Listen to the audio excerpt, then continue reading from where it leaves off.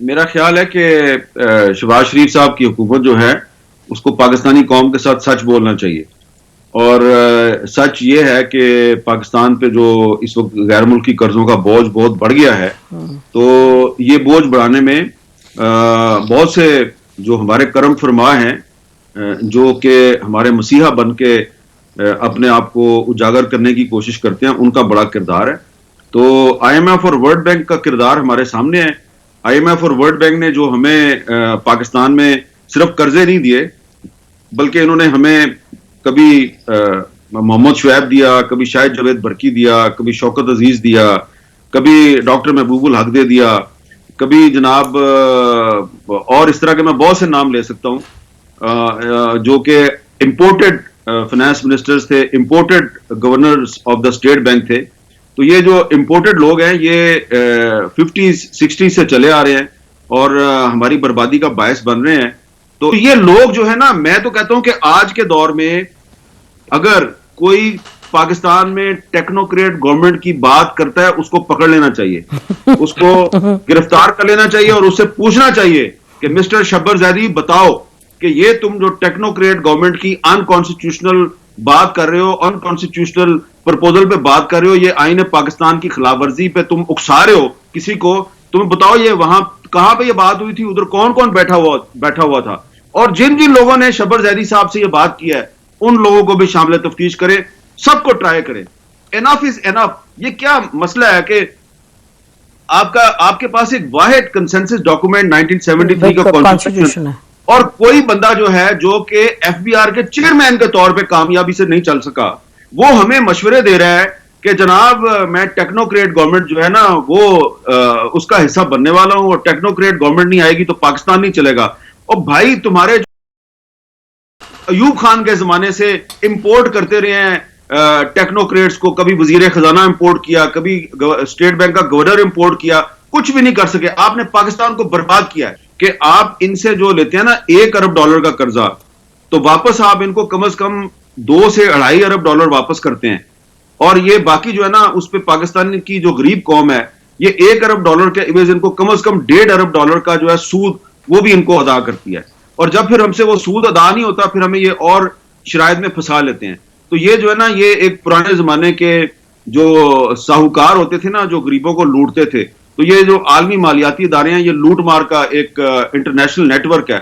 अगर आपने पाकिस्तान को उसमें फंसाए रखना है तो फंसा ले, अगर सख्त फैसला ही करना है, अगर आपने सख्त फैसला ही करना है, पाकिस्तानी कौम से कुर्बानी ही लेनी है, तो कुर्बानी फिर आप ये ले लें कि खुदा के लिए वर्ल्ड बैंक और आईएमएफ के कर्जों के शिकंजे से पाकिस्तानी कौम को निकाल लें, तो मैं भी बड़ी खुशी से कुर्बानी देने के लिए तैयार हूं।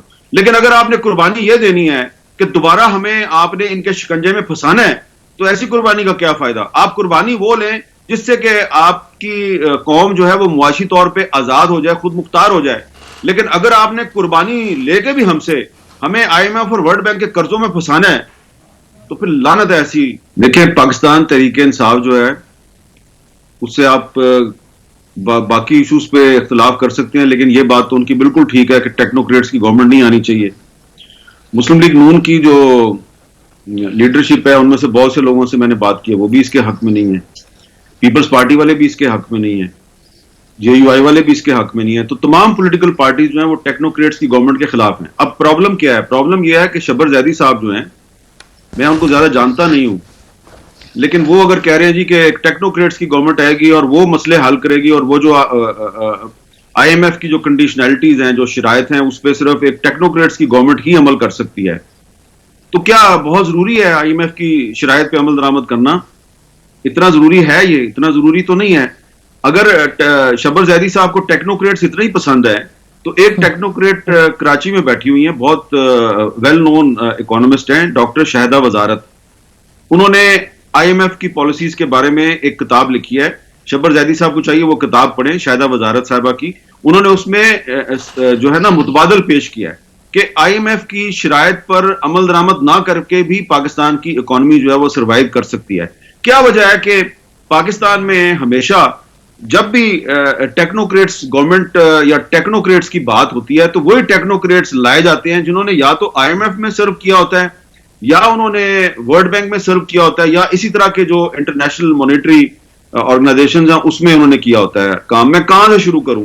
मैं अयूब खान के जमाने में जो एक वो फाइनेंस मिनिस्टर लाए थे मोहम्मद शुएब साहब, वहां से शुरू करूं, या मैं मोइन कुरैशी साहब से शुरू करूं, या मैं ये शायद जवेद बरकी साहब आए थे मुशर्रफ साहब के जमाने में वर्ल्ड बैंक से, उनसे शुरू करूं, कहां से शुरू करूं? और ये स्टेट बैंक के सारे गवर्नर ये कौन होते हैं? ये भी सारे वर्ल्ड बैंक और आईएमएफ से क्यों आते हैं? ख्वाह इमरान खान के दौर में रजा बाकर हो या उससे पीछे मोहम्मद यकूब साहब हो, तो उससे पीछे बेनजीर भुट्टो के दौर में वीए जाफरी साहब थे, उन्होंने भी काम किया हुआ था। तो ये जो है ना, ये जितने भी लोग टेक्नोक्रेट गवर्नमेंट की हक में बात कर रहे हैं ना, इनको पाकिस्तान के मुफादात अजीज नहीं है, इनको अपने जाती मुफादात अजीज हैं, क्योंकि ये इलेक्शन लड़के तो हुकूमत में आ नहीं सकते। तो ये जनाब स्काई लैब बन के पाकिस्तानी कौम पे गिरते हैं। और मोहम्मद शुएब जो है वो जब 6-7 साल पाकिस्तान का वजीर खजाना बन के जब रुखसत हुआ तो सीधा वापस वर्ल्ड बैंक गया, वापस सीधा वर्ल्ड बैंक से आया, वर्ल्ड बैंक में गया। शौकत अजीज साहब सिटी बैंक से आए थे, वापस सिटी बैंक में चले गए, ठीक है ना। तो एक हमारे सीनियर जर्नलिस्ट थे शाहिदुर रहमान साहब, शाहिदुर रहमान साहब किताब लिखी थी, बिल्कुल किताब लिखी थी इस पे, how Pakistan lost its economic sovereignty, और उसमें उन्होंने ये पूरी इन सब लोगों का कच्चा चट्टा लिखा हुआ है। और यही लोग हैं जिनका जिक्र शाहिदुर रहमान साहब ने अपनी किताब में किया है। ये लोग हर 2 साल बाद, 5 साल बाद, 10 साल बाद ये दोबारा इनका सर्कल बना हुआ है और ये अपनी शक्लें लेके हमारे सामने आ जाते हैं कि पॉलिटिशियन नाकाम हो गए जनाब, हमें रख लो। तो चलो ठीक है, मान लेते हैं जी पॉलिटिशियन नाकाम हो गए। तो आप तो अर्ली 50s से हम पे मुसल्लत हैं। वर्ल्ड बैंक और आईएमएफ के जो ऑफिस बेरर्स हैं, जो पाकिस्तान में वजीर खजाना और स्टेट बैंक के गवर्नर बन के आते हैं, तो ये तो आज से 60-70 साल से हम पे मुसल्लत हैं। तो इसलिए शबर जैदी साहब से गुजारिश है कि आपने जो है ना ये बात करके मेरे समेत बहुत से ऐसे पाकिस्तानियों को तकलीफ पहुंचाई है जो कि चाहते हैं कि पाकिस्तान में रूल ऑफ लॉ हो, पाकिस्तान में आइन और कानून की बालादस्ती हो।